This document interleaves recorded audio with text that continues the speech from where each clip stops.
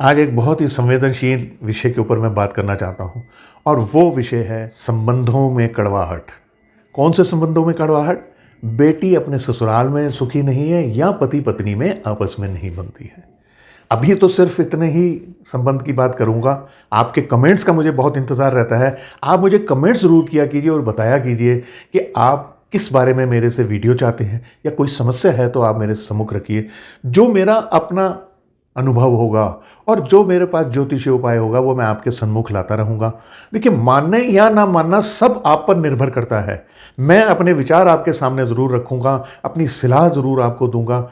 ना मानना आपके ऊपर है और मान लेना भी आपके ऊपर है। मैंने भी अपने जीवन के अंदर बहुत सारे उपाय खुद भी किए हुए हैं और इन सलाहों पर जब मैं आपको ये सलाह देता हूँ तो ये मान के चलिए कि मैं भी इन्हीं सलाहों पर चलता हूँ। मान लिया बेटी अपने ससुराल में सुखी नहीं है या आप एक बहू हैं और अपने ससुराल में आप सुखी नहीं हो, आपको अपनी सास या अपने पति का व्यवहार जो है अच्छा नहीं लगता है।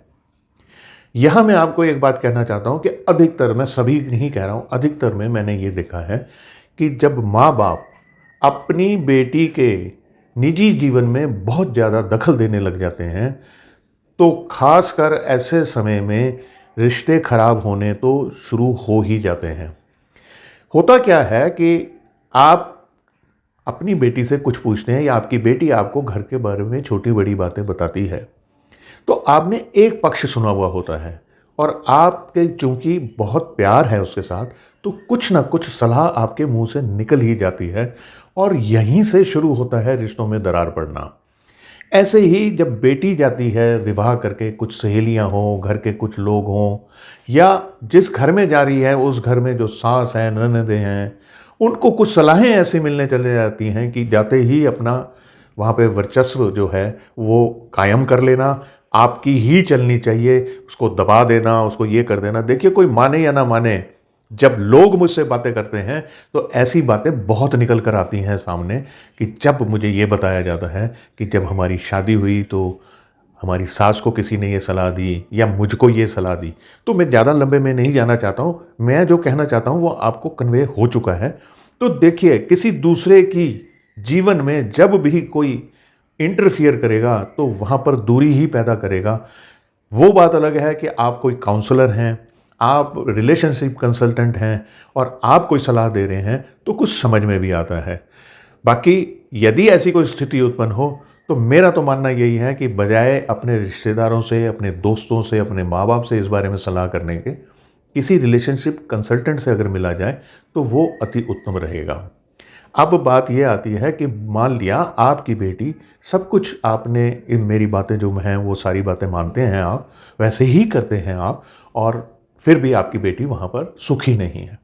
तो जब भी बेटी आपसे मिलने के लिए आए, यदि वो शहर में ही वो रहती है या कहीं पर भी आपके आसपास रहती है तो मिलने आती होगी, जब भी वो मिलने आए उसे एक पीतल का या कांसे का लोटा दीजिए और उसे कहिए कि भगवान शिव को जल अर्पण करके आए। ये कार्य मंदिर में जाके ही करना है और जल वो आपके घर से भर के लेके जाए और उस लोटे से भगवान शिव को यानी शिवलिंग पे जल अर्पण करके आए।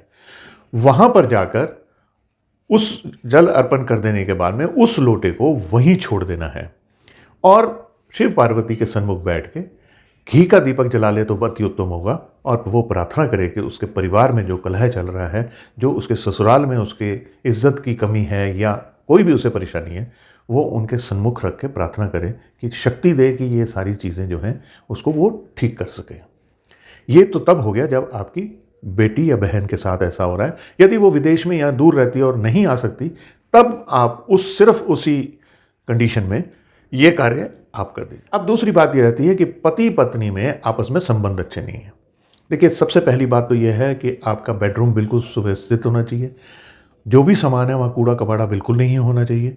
दूसरी चीज़ ये है कि एक दूसरे को माफ़ करने की प्रवृत्ति होनी चाहिए। यानी कुछ बातें हैं जिनको दिल से नहीं लगाना चाहिए और ख़ासकर अपनी आपस की जो अंतरंग बातें होती हैं, जो आपके पर्सनल रिलेशनशिप की बातें हैं, वो घर से बाहर किसी व्यक्ति से नहीं करनी चाहिए, ना ही अपने माँ बाप से करनी चाहिए। कोशिश करनी चाहिए कि जो भी संबंध खराब है उसे अपने स्तर पे ही ठीक किया जाए। जब अति हो जाए तो ज़रूर बात कीजिए, उसमें कोई बुराई नहीं है।